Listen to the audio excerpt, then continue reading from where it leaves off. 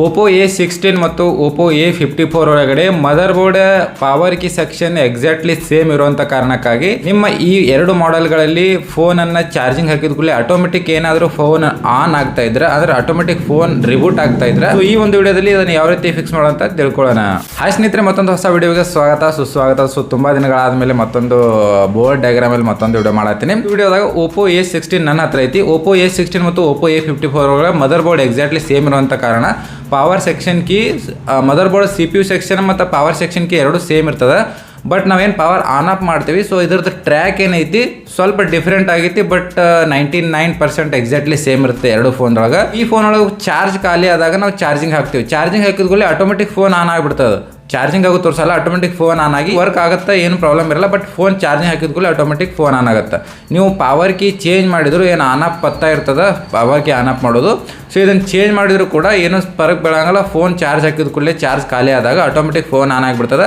On ಆಗಿಂದ power button press ಮಾಡಿದ್ರೆ ಯಾವುದೇ ರೀತಿ ಪವರ್ ಕೀ ವರ್ಕ್ ಆಗಲ್ಲ. ಸೊ ನೀವು ಪವರ್ ಕೀ ಚೇಂಜ್ ಮಾಡಿದ್ರು ಕೂಡ ಪವರ್ ಕೀ ವರ್ಕ್ ಆಗಲ್ಲ. ಅದು ಆಟೋಮೆಟಿಕ್ ಆಗಿ ಆನ್ ಆಗೇ ಇರ್ತದೆ, ಶಾರ್ಟ್ ಆಗಿರ್ತದೆ, ಲೈನ್ ಬ್ರೇಕ್ ಆಗಿರ್ತದೆ. ಈ ಪ್ರಾಬ್ಲಮ್ ಇದ್ದಾಗ ಇದನ್ನು ಯಾವ ರೀತಿ ಫಿಕ್ಸ್ ಮಾಡೋದು ಅಂತೇಳಿ ಡಯಾಗ್ರಾಮ್ ಮುಖಾಂತರ ತಿಳಿಸ್ಕೊಡ್ತೀನಿ. ಸೊ ಈ ವಿಡಿಯೋನ ಎಂಡ್ ತನಕ ನೋಡ್ರಿ. ಹಾಗೆ ನಮ್ಮ ಚಾನಲ್ನ ಸಬ್ಸ್ಕ್ರೈಬ್ ಮಾಡ್ಕೊಂಡಿಲ್ಲ ಅಂದ್ರೆ ಸಬ್ಸ್ಕ್ರೈಬ್ ಮಾಡಿ, ಒಳ್ಳೆ ಕಮೆಂಟ್ ಮಾಡಿ, ಈ ವಿಡಿಯೋನ ಲೈಕ್ ಮಾಡಿ, ಶೇರ್ ಮಾಡೋದನ್ನ ಮಾತ್ರ ಮರಿಬೇಡ್ರಿ. ಬರೀ ವಿಡಿಯೋನ ಶುರು ಮಾಡೋಣ. ಈ ಫೋನ್ ನಮ್ಮ ಹತ್ರ display change ಮಾಡ್ಕೊಳಕ್ಕಂತೇಳಿ customer ತೊಗೊಂಬಂದಿದ್ದಾರೆ.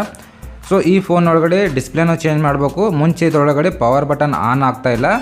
So charge ಕೂಡ ಸ್ವಿಚ್ ಆಫ್ ಆದಾಗ ಆಟೋಮೆಟಿಕ್ ಫೋನ್ ಆನ್ ಆಗಿಬಿಡ್ತದೆ ಚಾರ್ಜಿಂಗ್ ಹಾಕಿದ ಕೂಡಲೇ.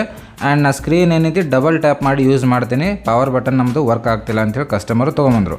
ಸೊ ನಾವು ಫೋನನ್ನು ಚಾರ್ಜಿಂಗ್ ಹಾಕಿ ತೋರಿಸ್ತೀವಂತ ಡಿಸ್ಪ್ಲೇ ಚೇಂಜ್ ಮಾಡಿದ್ದೀನಿ. ನಾನು ಕಂಪ್ಲೀಟ್ಲಿ ಫಿಕ್ಸ್ ಮಾಡಿಲ್ಲ, ಬಟ್ ಇವಾಗ ಡಿಸ್ಪ್ಲೇನ ಹೊರಗಡೆ ಫಿಟ್ಟಿಂಗ್ ಮಾಡಿ ಇವಾಗ ಚಾರ್ಜಿಂಗ್ ಹಾಕಿ ತೋರಿಸ್ತೀನಿ. ಈ ಫೋನ ಪವರ್ ಬಟನ್ ಪ್ರೆಸ್ ಮಾಡ್ದಾನೆ ಆಟೋಮೆಟಿಕ್ ಆನ್ ಆಗೋದನ್ನು ನೋಡ್ಬೋದು ನೀವು, ಸರಿನಾ? ಸೊ ಚಾರ್ಜಿಂಗ್ ಇನ್ಸರ್ಟ್ ಮಾಡ್ತಾ ಇದ್ದೀನಿ ಇವಾಗ. ಯಾವುದೇ ರೀತಿ ಪವರ್ ಬಟನ್ ಪ್ರೆಸ್ ಮಾಡೋದಲ್ಲ. ಓಕೆ, ನಾನು ನೋಡಿರಿ ಪವರ್ ಬಟನ್ ಮೇಲೆ ಕೈ ಇಟ್ಟಿಲ್ಲ, ಚಾರ್ಜಿಂಗ್ ಇನ್ಸರ್ಟ್ ಮಾಡಿದ್ದೀನಿ.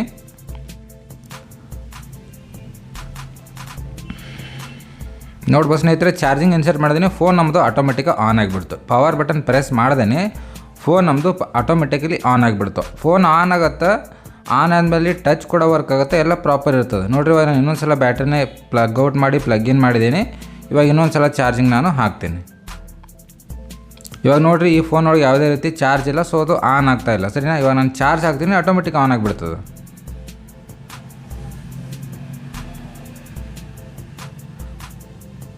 ನೋಡಿರಿ, ಚಾರ್ಜ್ ಹಾಕಿದೆ, ಆಟೋಮೆಟಿಕ್ ಆನ್ ಆಯಿತು. ಒಂದು ವೇಳೆ ಚಾರ್ಜ್ ಇತ್ತಪ್ಪ ಅಂದ್ರೆ ಕಂಟಿನ್ಯೂಸ್ಲಿ ಫೋನ್ ಆನೇ ಇರ್ತೈತಿ. ಟಚ್ ವರ್ಕ್ ಆಗುತ್ತೆ, ಎಲ್ಲ ಪ್ರಾಪರ್ ಓಕೆ ಐತಿ. ಬಟ್ ಪವರ್ ಬಟನ್ ಮಾತ್ರ ವರ್ಕ್ ಆಗೋಲ್ಲ. ಸ್ಕ್ರೀನ್ ಮೇಲೆ ಡಬಲ್ ಟ್ಯಾಪ್ ಮಾಡಿ ವರ್ಕ್ ಮಾಡಬೇಕು, ಅಂದರೆ ಫೋನ ವರ್ಕ್ ಆಗುತ್ತೆ. ಇವಾಗ ಫೋನ್ ನಮ್ದು ಆನ್ ಆಗುತ್ತದೆ. ಆನ್ ಆದ ಕೂಡಲೇ ತೋರಿಸ್ತೀನಿ ಇದರೊಳಗೆ ಚಾರ್ಜಿಂಗ್ ಎಷ್ಟು ಐತೆ ಅಂತೇಳಿ. ನೋಡಿ ಸ್ನೇಹಿತರೆ, ಫೋನ್ ನಮ್ದು ಆನ್ ಆಯಿತು, ಚಾರ್ಜಿಂಗ್ ಆಗತ್ತೈತಿ. ಇವಾಗ ಪರ್ಸೆಂಟೇಜ್ ಇವಾಗ 1ರಿಂದ ಸ್ಟಾರ್ಟ್ ಆಯಿತು, ನೋಡ್ಬೋದು ನೀವು, ಓಕೆನಾ? ಸೊ ಪರ್ಸೆಂಟೇಜ್ ನಿಮಗೆ ಕಾಣತೈತಿ. ಇವಾಗ ಪವರ್ ಬಟನ್ ಕೂಡ ನಾನು ಪ್ರೆಸ್ ಮಾಡಿ ತೋರಿಸ್ತೀನಿ. ಸ್ಕ್ರೀನ್ ಆಫ್ ಆಯಿತು. ನೋಡಿರಿ, ಇವಾಗ ಸ್ಕ್ರೀನ್ ಆಫ್ ಆಗೈತಿ. ಇವಾಗ ನಾನು ಪವರ್ ಬಟನ್ ಪ್ರೆಸ್ ಮಾಡಿ ತೋರಿಸ್ತೀನಿ, ಓಕೆನಾ? ಸೊ ಚಾರ್ಜಿಂಗನ್ನು ಮೊದಲು ಹೊರಗೆ ತೆಗಿತೀನಿ. ನೋಡಿರಿ, ಫೋನ್ ಆನ್ ಐತಿ, ಯಾವುದೇ ರೀತಿ ಏನೂ ಪ್ರಾಬ್ಲಮ್ ಇಲ್ಲ. ಟಚ್ ಕೂಡ ಓಕೆ ಐತಿ, ಓಕೆ, ಎಲ್ಲವೂ ಕೂಡ ಓಕೆ ಐತಿ, ಸರಿನಾ? ನಾನು ಇವಾಗ ಪವರ್ ಬಟನ್ ಪ್ರೆಸ್ ಮಾಡಿ ತೋರಿಸ್ತೀನಿ. ಅದಕ್ಕಿಂತ ಮುಂಚೆ ಚಾರ್ಜಿಂಗ್ ಹಾಕ್ತೀನಿ. ಯಾಕಪ್ಪ ಅಂದ್ರೆ ಚಾರ್ಜ್ ಇಲ್ಲ, ಸ್ವಿಚ್ ಆಫ್ ಆಗಿಬಿಡುತ್ತೆ ಫೋನ್, ಓಕೆನಾ?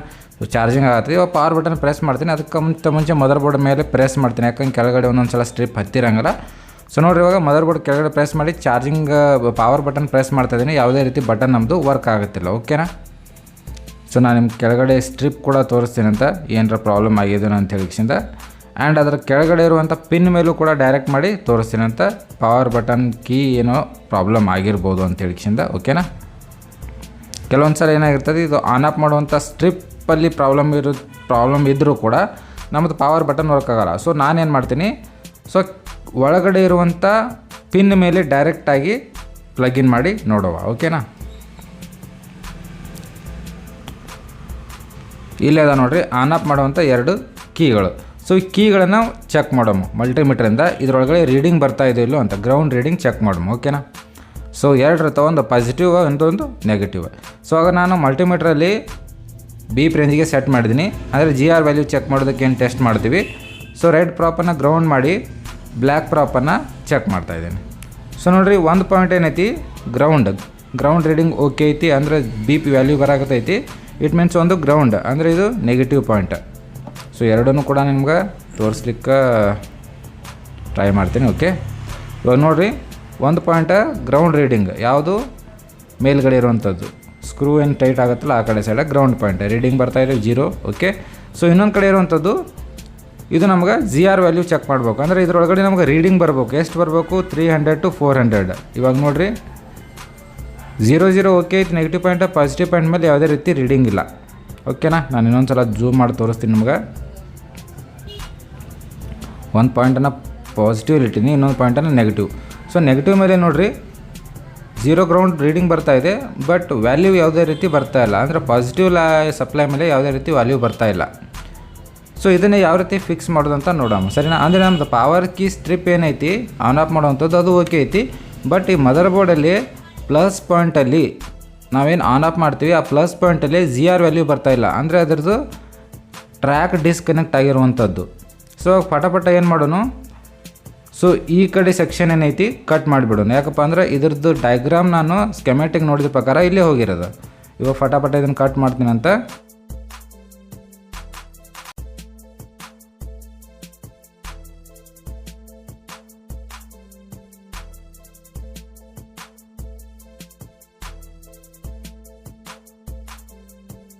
ಓಕೆ, ಸೊ ಶೀಲ್ಡನ್ನು ಎಷ್ಟು ಬೇಕೋ ಅಷ್ಟನ್ನು ಮಾತ್ರ ಕಟ್ ಮಾಡಿದ್ದೀನಿ.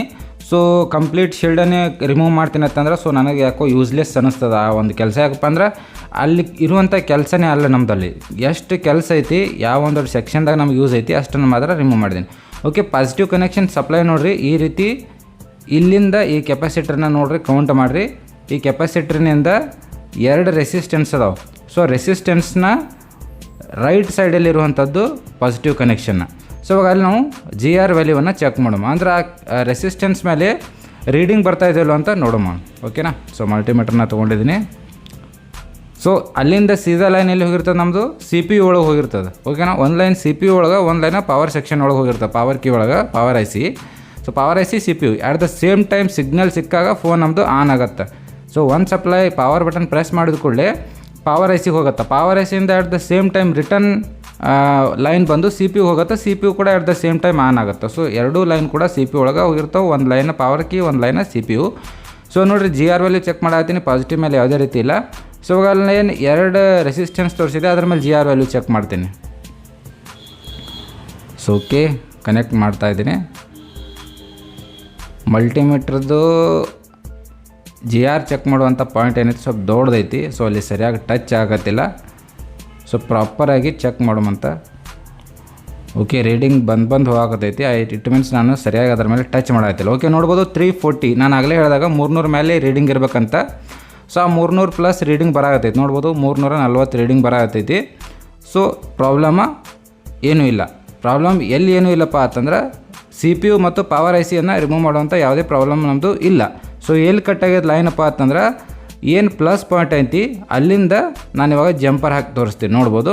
ಸೊ ಈ ಒಂದು ಜಂಪರ್ ಮಾಡಿಬಿಟ್ರಿ ಸಾಕು. ಯಾಕಂದ್ರೆ ನಾನು ಇಲ್ಲಿ ವಿಡಿಯೋ ಯಾಕೆ ಮಾಡಲಿಲ್ಲಪ್ಪ ಅಂದ್ರೆ ವಿಡಿಯೋ ಆನಲ್ಲೇ ಇತ್ತು. ಫೋನ್ ಬಂದ ಕಾರಣದ ವಿಡಿಯೋ ಆಟೋಮೆಟಿಕ್ ಸ್ಟಾಪ್ ಆಗಿ ನಾನು ರಿಕಾರ್ಡಿಂಗ್ ಆಗ್ತಾಯಿದೆ ಅಂತ ತಿಳ್ಕೊಂಡಿನಿ, ಬಟ್ ರಿಕಾರ್ಡಿಂಗ್ ಆಗಿರಲಿಲ್ಲ. ಓಕೆನಾ, ಸೊ ನೋಡಿರಿ ಒಂದು ರೆಸಿಸ್ಟೆನ್ಸ್ ಐತಿ ರೈಟ್ ಸೈಡಲ್ಲಿ. ಆ ರೈಟ್ ಸೈಡಲ್ಲಿರುವಂಥ ರೆಸಿಸ್ಟೆನ್ಸ್ ಮೇಲೆ ಮೊದಲು GR ಚೆಕ್ ಮಾಡಿರಿ. GR ಬರ್ತಿತ್ತಪ್ಪ ಅಂತಂದ್ರೆ ಅಲ್ಲಿಂದ ಒಂದು ಜಂಪರ್ನ ತೊಗೊಂಡು ಪವರ್ ಕೀಗೆ ಪ್ಲಸ್ ಪಾಯಿಂಟಿಗೆ ಜಂಪರ್ ಮಾಡಿರಿ. 100% ಪ್ರಾಬ್ಲಮ್ ಸಾಲ್ವ್ ಆಗುತ್ತೆ. ಒಂದು ವೇಳೆ GR ಬರಲಿಕ್ಕಪ್ಪ ಅಂತಂದ್ರೆ ಸೊ ನೀವು ಪವರ್ IC ಪ್ರಾಬ್ಲಮ್ ಇರ್ಬೋದು ಅಥವಾ CPU ಪ್ರಾಬ್ಲಮ್ ಇರ್ಬೋದು, ಎರಡರಲ್ಲಿ ಒಂದು ಪ್ರಾಬ್ಲಮ್ ಇರ್ತದೆ. ಎಲ್ಲಿ ಪ್ರಾಬ್ಲಮ್ ಐತಿ ಅದನ್ನು ಫೈಂಡ್ ಮಾಡಿ ಫಿಕ್ಸ್ ಮಾಡ್ಬೋದು. GR ಬರ್ತಿದ್ರೆ ಮಾತ್ರ ಅಲ್ಲಿಂದ ಈ ಒಂದು ಪಾಯಿಂಟಿಗೆ ಜಂಪರ್ ಮಾಡಿಕಿಸಿಂದ ನಿಮ್ಮ ಪ್ರಾಬ್ಲಮನ್ನು ಫಿಕ್ಸ್ ಮಾಡ್ಬೋದು. 100% ನಾನು ಫಿಕ್ಸ್ ಮಾಡಿದ್ದೀನಿ, ಬಟ್ ನಾನು ವಿಡಿಯೋ ಸ್ಟಾಪ್ ಆಗಿದ್ದು ನೋಡಿರಲಿಲ್ಲ. ಸೊ ಹೀಗಾಗಿ ಕಂಟಿನ್ಯೂಸ್ಲಿ ನಾನು ರಿಪೇರಿ ಮಾಡಿ ಕೊಟ್ಟಿದ್ದೀನಿ. ಈ ಪ್ರಾಬ್ಲಮ್ 100% ಫಿಕ್ಸ್ ಆಗಿರುವಂಥದ್ದು. ಓಕೆನಾ, ಸೊ ಏನೇ ಪ್ರಾಬ್ಲಮ್ ಇದ್ದರೂ ಕಮೆಂಟ್ಸ್ ಮಾಡಿ, ನಾನು ಅದ್ರ ಬಗ್ಗೆ ನೆಕ್ಸ್ಟ್ ವಿಡಿಯೋ ತೊಗೊಂಬರ್ತೀನಿ. ಓಕೆ, ಸೊ ಈ ವಿಡಿಯೋ ನಿಮಗೆ ಇಷ್ಟ ಆಯ್ತು ಅಂದ್ಕೊಂಡಿನಿ. ವಿಡಿಯೋ ಎಂಡ್ ಕ್ಲಿಪ್ ಏನೈತಿ ನಾನು ಶೂಟ್ ಮಾಡೋಕ್ಕೆ ಸಾಧ್ಯ ಆಗಲಿಲ್ಲ. ರೀಸನ್ ಏನಪ್ಪ ಅಂತಂದ್ರೆ ಕೆಲವೊಂದ್ಸಲಿ ಕಸ್ಟಮರ್ ಬಂದಿರ್ತಾರೆ, ಕ್ಯಾಮ್ರಾ ಆನ್ ಆಗೈತೆ ಅಂತ ತಿಳ್ಕೊಂಡು ಹಾಗೆ ವಿಡಿಯೋ ರೆಕಾರ್ಡಿಂಗ್ ಮಾಡಿಬಿಟ್ಟಿನಿ, ಬಟ್ ವಿಡಿಯೋ ರೆಕಾರ್ಡೇ ಆಗಿಲ್ಲ. ಸೊ ಈ ಕಾರಣಕ್ಕಾಗಿ ನಾನು ಡಯಾಗ್ರಾಮನ್ನು ನಿಮ್ಗೆ ತೋರಿಸಿದ್ದೀನಿ. ಇದನ್ನು ಜಂಪರ್ ಮಾಡೋದಂತ 100% ನಿಮ್ಮ ಹತ್ರ ಬಂದಿರುವಂಥ ಆಟೋಮೆಟಿಕ್ ರಿಬೂಟ್ ಆಗ್ತಿರ್ತದಲ್ಲ, ಆ್ಯಂಡ್ ಪವರ್ ಕೀ ವರ್ಕ್ ಆಗಲಿಲ್ಲಪ್ಪ ಅಂದರೆ ಈ ಜಂಪರ್ ಮಾಡಿದ್ರೆ 100% ವರ್ಕ್ ಆಗುತ್ತೆ. ಸೊ ನಾನೇನು ಎಕ್ಸಾಕ್ಟ್ಲಿ ಮಲ್ಟಿಮೀಟರ್ ಅಂತ ತೋರಿಸಿನಿ, ಇದೇ ಪ್ರಾಬ್ಲಮ್ ನಿಮ್ಮ ಹತ್ರ ಇತ್ತಪ್ಪ ಅಂದ್ರೆ 100% ಸಾಲ್ವ್ ಆಗುತ್ತೆ. ಏನು ಡೌಟ್ಸ್ ಇದ್ರೂ ಕೆಳಗಡೆ ಕಮೆಂಟ್ ಮಾಡಿ, ಅದ್ರ ಬಗ್ಗೆ ಒಂದು ವಿಡಿಯೋ ತೊಗೊಂಬರ್ತೀನಿ. ಮತ್ತೆ ಸಿಗೋಣ ನೆಕ್ಸ್ಟ್ ವಿಡಿಯೋದಲ್ಲಿ. ಅಲ್ಲಿ ತನಕ ಟೇಕ್ ಕೇರ್, ಬಾಯ್.